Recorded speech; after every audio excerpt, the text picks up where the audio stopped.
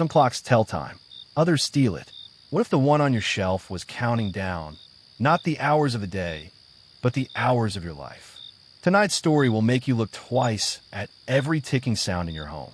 I've always believed that certain streets carry secrets, the kind you only notice if you walk them alone, when the world has gone quiet and the city is too tired to keep up its daytime charade. For me, that street was in the Old Quarter, a place where the buildings leaned close like gossiping neighbors, and the lamps seemed to glow not to brighten your way, but to make sure you knew how dark it really was beyond their reach. It was on that street that I first found the printing shop.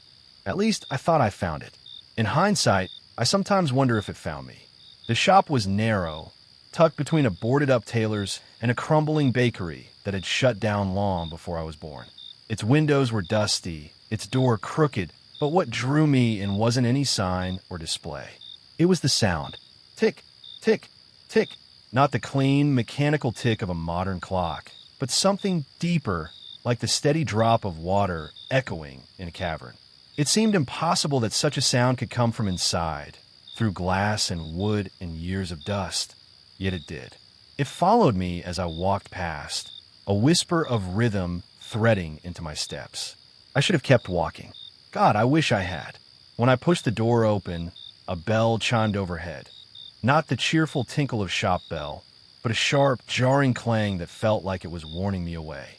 The air inside was heavy, like the scent of ink and time had curdled together. Shelves lined the walls, cluttered with books, pamphlets, and old printing plates.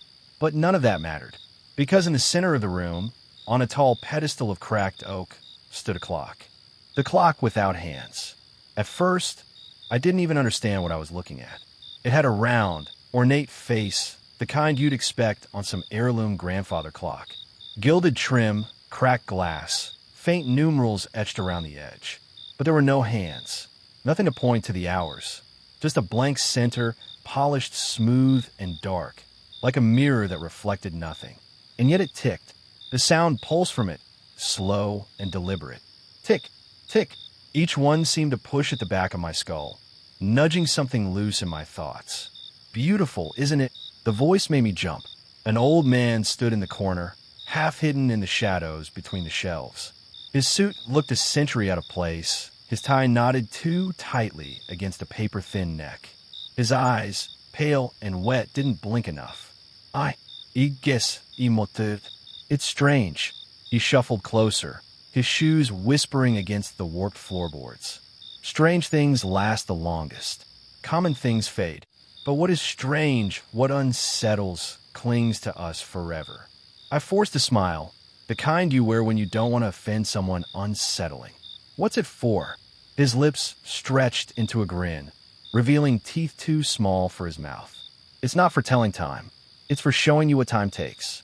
Before I could ask what he meant, he turned away, muttering to himself, and disappeared into a back room. I stood there a moment longer, staring at the clock, then hurried out, the tick still echoing in my chest. I should have never gone back, but I did. For days after, I couldn't shake it. The tick was in my dreams, threading through the silence of my apartment, following me down the street. Sometimes, at night, I'd wake certain I'd heard it in my room, only to find nothing but the hum of my refrigerator. Finally, I gave in. When I returned to the shop, the old man wasn't there. The shelves seemed dustier, the air thicker. But the clock was waiting. I don't know why I touched it. Maybe because the dark face seemed to ripple like liquid. Maybe because I thought it might prove the thing wasn't real. My fingertips brushed the glass. The world went silent. The ticking stopped, but it wasn't absence. It was like every sound had been swallowed at once. No creak of floorboards, no hum of lights. Just silence, so total it made my ears ache. Then, faintly, a whisper rose. Not words, not exactly, but something like the rush of many voices overlapping, speaking too close to understand. I jerked my hand back. The sound snapped off. The ticking returned. That night, my dreams changed. I dreamed of corridors that bent in impossible angles, walls lined with doors that never opened. Behind each door was a ticking, loud and angry, like the clocks were alive and desperate to be let out. In one dream, I saw the old man, standing at the end of a hall, his eyes wide, his mouth stretched in a silent scream. His hands clawed at his throat, but no sound came. Behind him, the clock without hands loomed larger than any building, its face black and endless, ticking loud enough to split the air. I woke gasping, the sound still in my ears. My alarm clock sat on the nightstand. It was 3 a.m. exactly, except the hands weren't moving. Over the next week, little things started happening. At work, I'd glance at the office clock and see its hands frozen, only for them to twitch forward suddenly when I blinked. My phone battery drained twice as fast, like it couldn't hold the hours anymore. Once, in the subway, the overhead clock flashed midnight for a full minute, and no one else seemed to notice. But the worst was the reflection. In the glass face of the clock in my dreams, I'd begun to see myself. Not as I was, but as I might be, older, gaunter, with shadows under my eyes and a twitch in my jaw. That reflection would raise its hand and tap the inside of the glass. Tick, tick, tick, until I woke up in a cold sweat. I told myself it was just stress, just lack of sleep. But deep down, I knew it was the clock. It had marked me somehow the moment I touched it. And still, like a fool, I went back. The third time I entered the shop, it was empty. No old man, no sound of movement. Just the clock, pulsing in the center of the room like a heartbeat. Why me? I whispered, though I didn't expect an answer. But the tick grew louder. I swear I heard words this time, tucked between the beats, as if the clock was speaking in its own slow language. Not time. Not yet. Not yours. My knees went weak. I stumbled back, nearly knocking over a stack of books. That's when I noticed something new. On the pedestal, just beneath the clock, lay a small slip of paper. My name was written on it. That night, I didn't sleep. Every time I closed my eyes, I saw that paper, my name scrawled in thin, shaky letters. The clock wanted me, or maybe it had already taken me. By morning, my reflection in the mirror looked different. Not in a big way, but subtly wrong. My skin a shade paler, my eyes a fraction darker. I touched my face, and for a split second, the reflection didn't move. That was when the fear turned real. I told myself I should stop going back to the shop. After the third visit, after the third dream where the clock's ticking seeped into my skull like water dripping through a cave, I swore I wouldn't return. A minute when I whispered that promise to myself, standing in my bathroom mirror, clutching the sink with white knuckles and staring at my bloodshot eyes. But then morning came, and by noon, I was back on that narrow street, standing outside the printing shop with its leaning wooden door and fading blue paint. The shop seemed different now. Not outwardly. The same cracked glass, the same hand-painted sign, but my perception of it had shifted. I couldn't see it as a simple storefront anymore. It was a mouth, and behind its lips of wood and glass, something was breathing. I stepped inside. The air was heavier than before, almost humid, like someone had boiled water in the back room and left the steam to hang. My shirt clung to my back within minutes. The smell of ink and burnt paper mixed with something sour, like rotting fruit. And there it was. The clock. No hands. Same frozen face. Yet I felt, no, I knew, it had turned slightly since the last time I saw it. A fraction of an inch. Enough that its emptiness looked different. Enough to make me dizzy. The old man was there too, as though he had been waiting for me. His skin looked thinner now, stretched too tight over the bones of his face. His lips cracked in permanent dryness. "You came back," he said. I opened my mouth to answer, but nothing came out. I didn't need to reply. He already knew why. You can't help it. It calls you.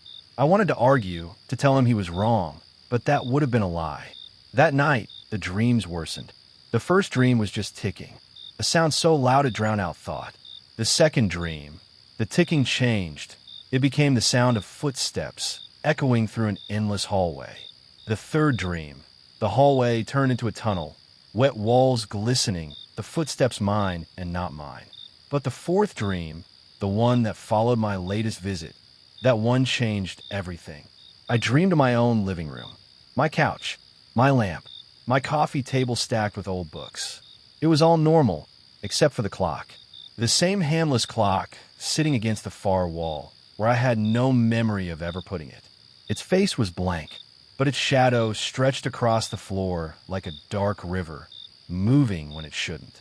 In the dream, I got closer. My hand reached out, and I saw myself reflected in the glass of its face. But my reflection didn't move like me. It smiled, slowly, too wide. When I woke, my mouth ached from smiling in my sleep. My cheeks were sore. Days passed, or maybe it was weeks. I couldn't tell anymore. My phone's calendar seemed to skip dates. Some mornings, I woke convinced it was Wednesday, only to see Friday blinking on the lock screen. Time didn't feel right. I tried avoiding the shop again. But the dreams, God, the dreams. Each night, they bled deeper into my waking hours. I would hear ticking on the bus, footsteps in my apartment when I was alone, my reflection smiling in dark windows. And then it got worse. It started small. I would see the old man standing on my street corner, though when I blinked, he was gone. Once, I woke at 3 a.m. to the sound of knocking, only to find no one at the door, except scratched into the wood of the frame, faint but real, were the words, "IT wants TO, be remembered." I couldn't ignore it anymore. I went back to the shop. This time, the old man didn't greet me. He was already sitting at the back, hunched in a chair, his eyes unfocused. His lips moved silently, like he was whispering to someone I couldn't see. The clock was different too. Its face had begun to crack. Thin, hairline fractures spider-webbed out from the center, as if something inside was pushing outward, desperate to escape. I swallowed hard and asked the question I had been avoiding since my first visit. "What is it?" The old man stopped whispering. His head snapped toward me with the suddenness of a marionette yanked by strings. "It isn't a clock," he said. His voice was hoarse, like every word was being dragged across sandpaper. "It never was. It's a door." A door to what? He looked down, almost ashamed. Not to what? To when? The air went cold. My skin prickled. That night, I dreamed again. This time, I wasn't in my apartment. I was in the printing shop itself, standing in front of the clock. Its cracks were deeper now, jagged like veins. The glass trembled, pulsing faintly as if it were alive. From the fractures came whispers. Not words at first, just sounds, echoes. And then they sharpened. My name, over and over. Tried to back away, but my legs wouldn't move. The shadow of the clock. It was my neighbor, Mrs. Kellerman, an old woman who lived 2 doors down. Sweet, harmless, always feeding stray cats. One night, I heard her scream.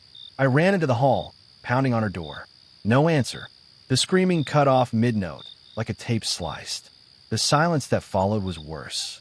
When the police arrived, they found her in her living room, frozen in place. Not dead, not alive either. Just still. Her body was rigid, her eyes wide, staring at nothing. Her mouth was stretched open in a silent gasp. But the worst part, the clock was there, sitting on her mantel. No one else noticed it. Not the police, not the neighbors gathered in the hall. They walked past it like it wasn't even there.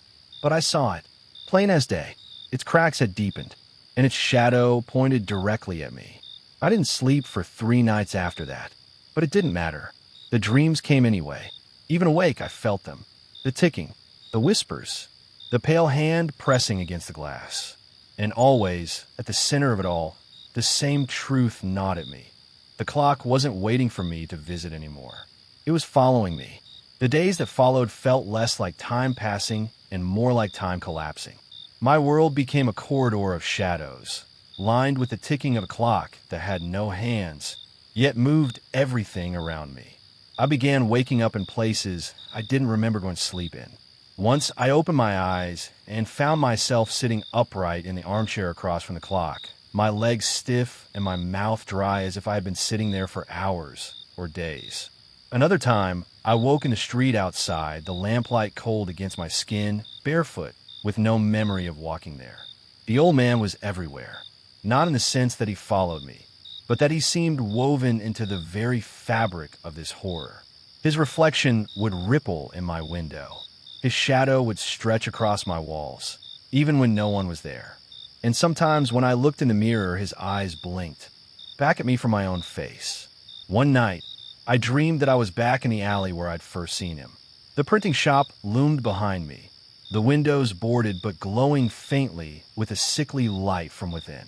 The alley stretched too long, bending like a spine, And there he was at the far end, waiting.